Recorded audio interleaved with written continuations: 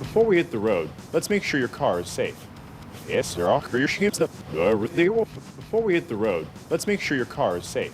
Why don't we get in? Kyle just finished a project for his high school media class. The project is a video about how to pass the driving test. His classmates went for a drive with a DMV examiner to learn about the rules of the road. The examiner gave them a lot of information. Kyle learned a great deal while editing the project. He was so confident that he scheduled an appointment to take his driving test as soon as he turned 16. Let's see how he did.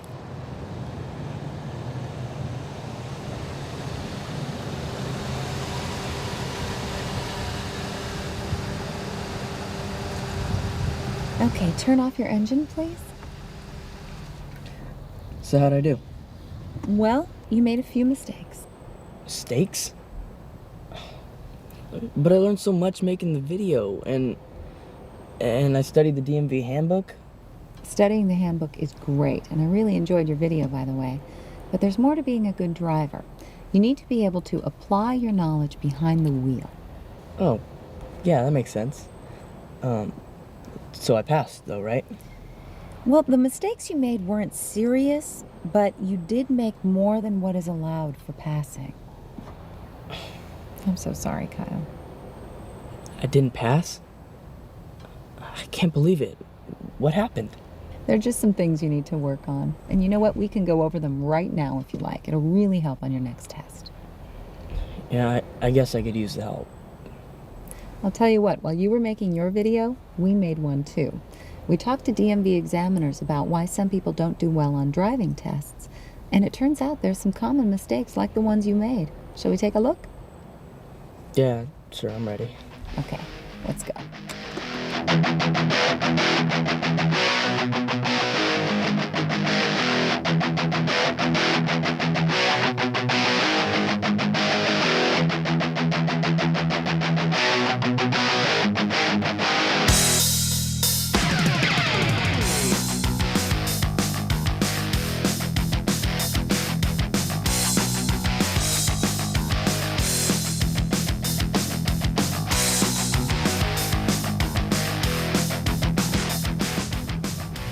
Driving in an unfamiliar area can be difficult, especially if you're taking a test.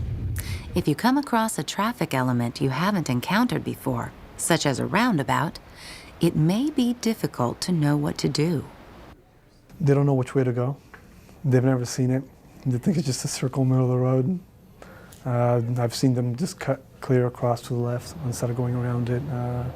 They'll just sit there and look at you like, what am I doing here? Which way am I supposed to go? So, I mean, like, you know, for somebody that's never seen it, it's something difficult. Unfamiliar elements are not the only problem. Some areas have situations that require more careful observation. We are located in a commercial area, but what a lot of people don't realize is that there is no speed limit sign posted anywhere on the road where this office is located, so they tend to go a lot faster than they should. They don't realize, and so at the end of the drive test, if it's someone who just who drove too fast on this road, then I let them know, you know, I ask them, so what do you think the speed limit is on this road? And they usually say 35, 45, and I say, why is that? Why do you think that? And they'll tell me, well, it's commercial.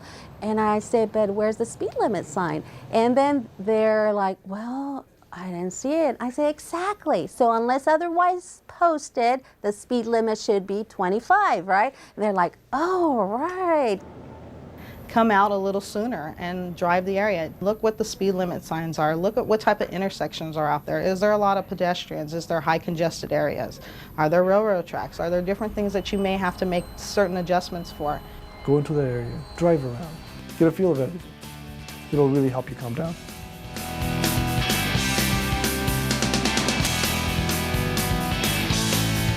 Some people think that being extra cautious will help them pass their driving test. Caution is good, but too much can create traffic hazards. Being overcautious on a driving test is not good because it does affect the overall flow of traffic. That's a problem because it seems that when at a four-way stop, that when they come to their stop, they don't want to go ahead and go on their turn. They'd rather wait for everybody else to go and then take their turn. And the only problem with that is that it confuses the other drivers. And there's a nice rhythm usually going at four-way stops, and then they will take that rhythm out and then cause people to try to decide, are they part of this game or are they just going to sit there? And so then the examiner will usually have to say, you need to go on your turn. So you have to be assertive. You have to accept right-of-way when it is yours. Of course, make sure that it is safe to proceed. But when you're overly cautious, you tend to hesitate, and that confuses other traffic. When they're pulling out into traffic and they're waiting for cross traffic to be clear, they tend to wait until there is no cars rather than just clear. And sometimes I think I need my binoculars or a telescope to see that oncoming car, but they will hold. And as a result, if they keep doing that, then we have to tell them, you need to go ahead and continue. When an examiner intervenes like this on a test, it affects your score. If it's serious enough to be considered a critical error, then it's a cause for failing the test. People drive too slow because they've been told by friends, relatives, just go ahead and drive slower than you normally do, and that way you're safe no matter what. But what constitutes a critical error on a drive test is driving too slow, and that's usually 10 miles or more under the speed limit for no apparent reason when driving conditions are good.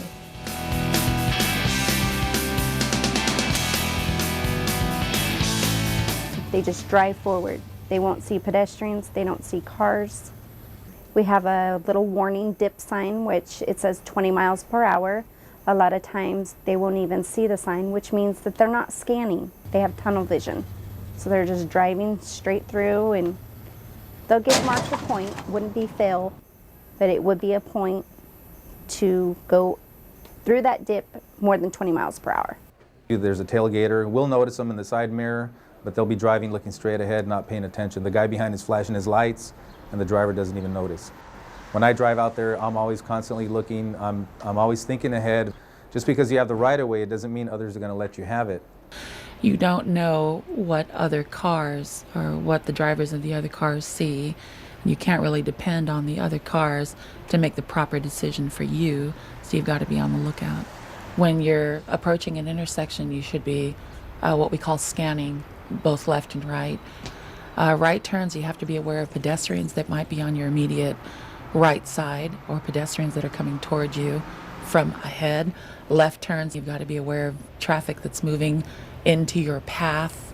Residential areas, there's lots of parked cars. There might be kids playing in the street, people pulling out of driveways, but lots of cars in a DMV parking lot. People leaving, people coming. And if an individual does not turn and look at something that may be a potential hazard, the examiner again will tell them, you need to slow down, that car doesn't look like it's going to stop. Let's be prepared for that. And so most of the time they're like, what car? You need to keep those eyes moving all the time. And I would say that that's the most important part of driving, is the scanning, because basically that's what's going to save your life. So the examiners talk about points and critical errors. How's that work? This is what happens. The examiner is there to observe how safely you drive and how you obey traffic laws. If you do something incorrect, such as not scanning or checking a blind spot, but it doesn't pose a serious safety hazard, that's a 1-point deduction. You can lose a certain number of points and still pass. But if you lose more than that number, then you don't pass. Like I did. Now, a critical error is something that involves a more serious hazard. If you demonstrate that you don't have good control of the vehicle, if you don't understand traffic laws, or if you don't know how to respond appropriately to a traffic situation, these are usually critical errors. If the examiner has to intervene to tell you what to do, or another driver has to take evasive action to prevent an accident, that's definitely a critical error. And it only takes one critical error to fail the test. Ouch.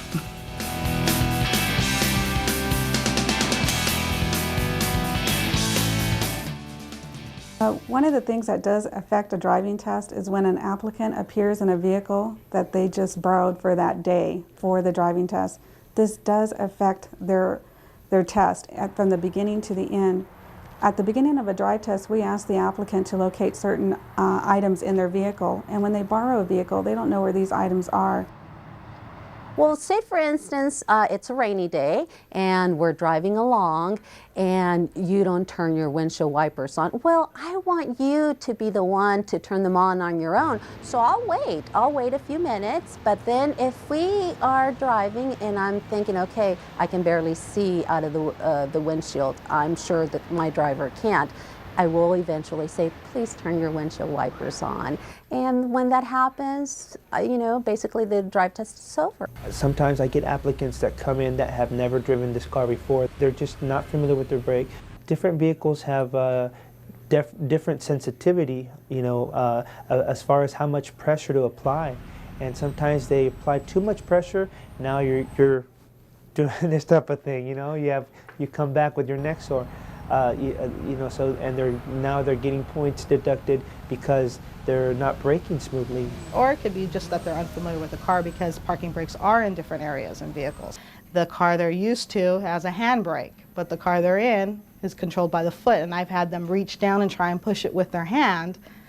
And I'm thinking, no, look how it is, and what do you need to do? And then I've literally had to say, you put your foot on there and push it down, because they really don't know. Come in with a car that you've been practicing with. You're already nervous for the drive test, and you don't need more things to complicate the drive test itself. Make it as simple as possible on yourself. Bring the same car. That way your comfort level is always better.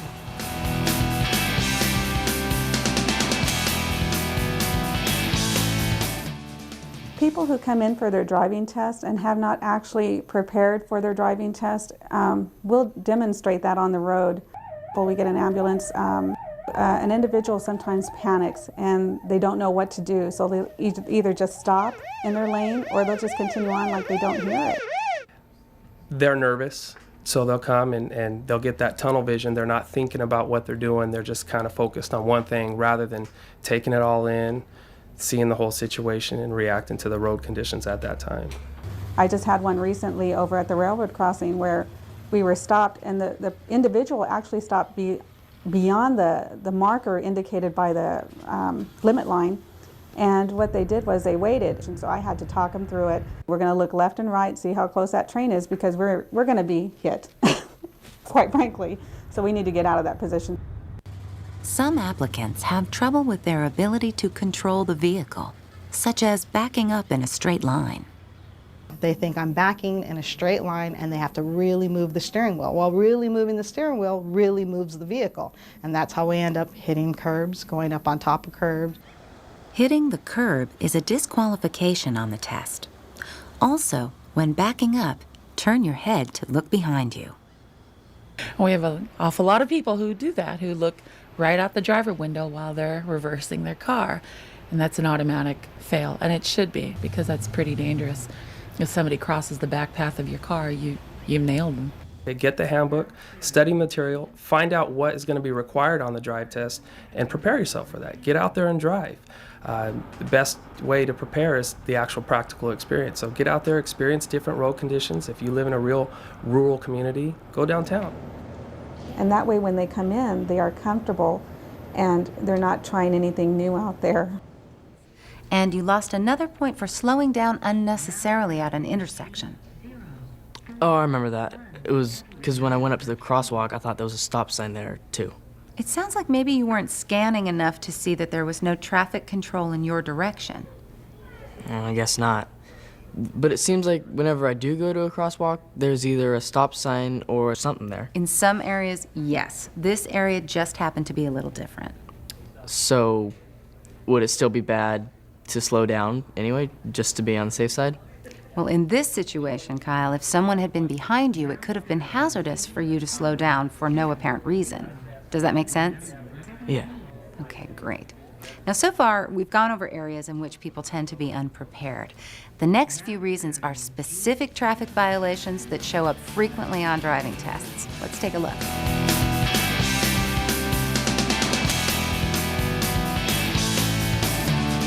Make yourself aware of speed limits everywhere you go, because speed is a big factor. If you go 10 miles under the speed limit or 10 miles over the speed limit, you're going to fail.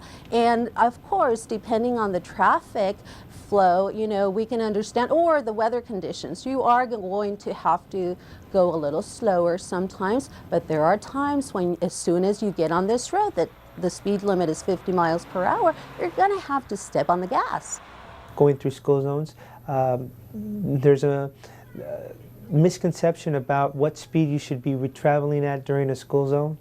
You know, they always ask me, what does a sign mean when it says 25 when children are present? And I basically tell them it means just that, okay? Present, if they're there, okay? If you can see them, that means they're present. So that means you should be at 25. If there is no one around, then we expect them to go the speed limit, which is 40 miles per hour.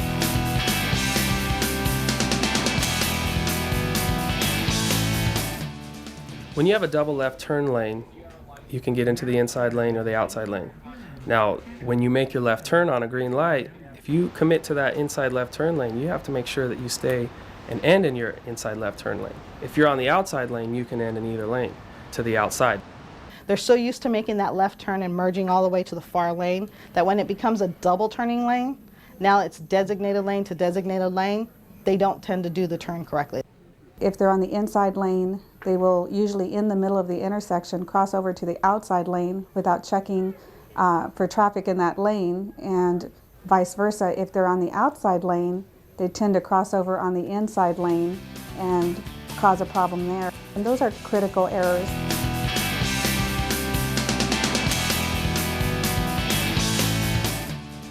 The biggest mistakes I'll see is they won't make complete stops, or they will just kind of come up, look, and roll right through the stop.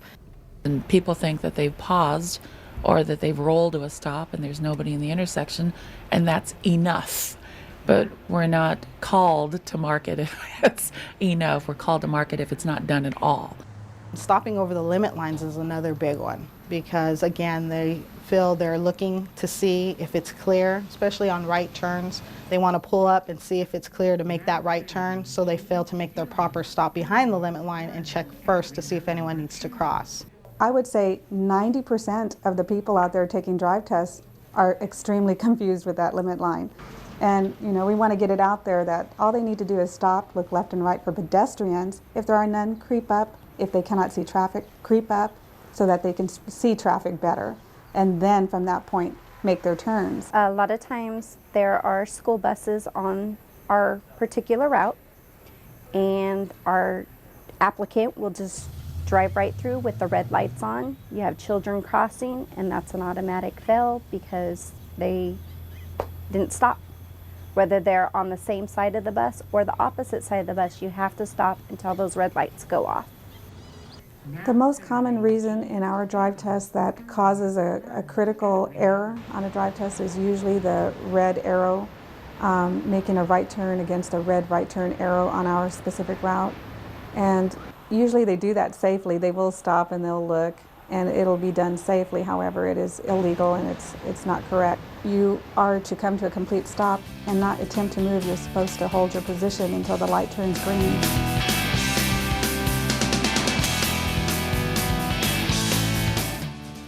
At this particular stoplight, we want to make a left turn, and then when the light turns green and we have oncoming traffic, sometimes the applicant doesn't realize that they have to wait for oncoming traffic before they can make their left turn.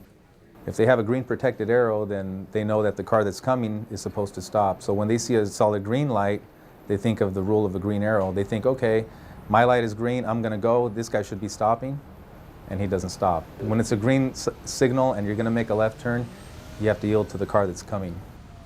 You need to edge out into the middle of the intersection, wait for all oncoming traffic to go through, whether they're turning or going straight, and wait for the pedestrians to cross. Then complete your left turn in a safe manner. Don't worry if you're in the intersection when the light turns red. You've entered legally on a green light, so other traffic has to wait for you to clear before they can proceed. Some of the most common mistakes that drive test applicants make are crosswalks. Okay, when you come to an intersection, they go right in the crosswalk, and next thing you know, there's 2-3 people standing, on the corner wanting to cross. The whole point of the crosswalk is you have to stop behind the line. Then you check for pedestrians, right or left, and then if there's no pedestrians, you can move up into the crosswalk after that, so you can see around the corner. Then you look, and then if everything's good, you keep going. You need to understand the right of way, who turns, who changes, who goes, who stops. There's nothing there to help you to say, okay, if the car on your right gets there first, then he goes first. You have to already know that, ahead of time. And the way you drive will tell whether or not you understand the right of way. So you need to make sure that you understand that.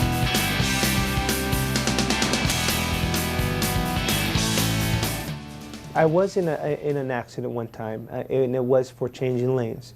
The young lady that I took out failed to check her blind spot, and she signaled. She looked in her mirror, but she didn't see the car in the blind spot. Needless to say, we ended up in a little fender bender. There's 3 things you got to do when you change lanes. You have to do it in that order because there's a certain procedure. You let your signal run, and while it's running, you look in your mirror. Then once you've made sure that there's nothing there, you merge over and you're safe. A lane change should be just a really simple thing. You have your blinker on, you look in the mirror, you look over your shoulder, and you did everything right, and you see that there's a vehicle there, well then turn your signal light off, go down the road, try again later. It's that simple. Sometimes you could be doing a really great job, even though you have a signal, you're telling everybody what you're doing next. The other guy just may not care, and he might go in anyways. Before you know it, you're trying to avoid sideswiping a vehicle that's there. If an applicant approaches a right turn, there's a bicycle lane, and they're approaching, they have their signal on, they're just looking straight, they don't look in the mirror, they don't look over the shoulder, that is a critical error. If they approach a left turn, entering the center left turn lane, and they signal, and that's all they do, that before they enter, they don't look, that's another critical error. So those will automatically cause them to fail. Any lane change requires that you signal, check your mirrors, and check your blind spot. This includes merging into another lane when your lane ends, leaving a curb when pulling into traffic, merging into a bike lane, or merging into a center turn lane. That's great information. I can relate to a lot of those reasons. But there is one reason for failing that you didn't mention. What's that? Being nervous. That probably affected me the most on my test. You're right, Kyle. You're right. Being nervous can affect your performance. In fact, that's probably a contributing factor for most of the reasons we've talked about. And you can't help getting nervous, but there are some things you can do to minimize it. Like what? There are 3 things. Practice, practice, Practice. Yeah. The more experience you have driving, the more confident you'll be and the less nervous you'll feel. It also helps to come in a car that you've driven a lot and that you're comfortable with. And of course, you want to familiarize yourself with the area around the DMV before taking the test. You're right. I need to practice more. I guess I was in too much of a hurry to get my license. Most people are. And DMV wants you to get your license too. That's why we made this video. Well, I appreciate the help. Now I know what to do before my next test. You're going to do really well, Kyle. I think so too. Thanks to you, of course. I'm glad I could help. You take care. Sure thing. And drive safely. All right.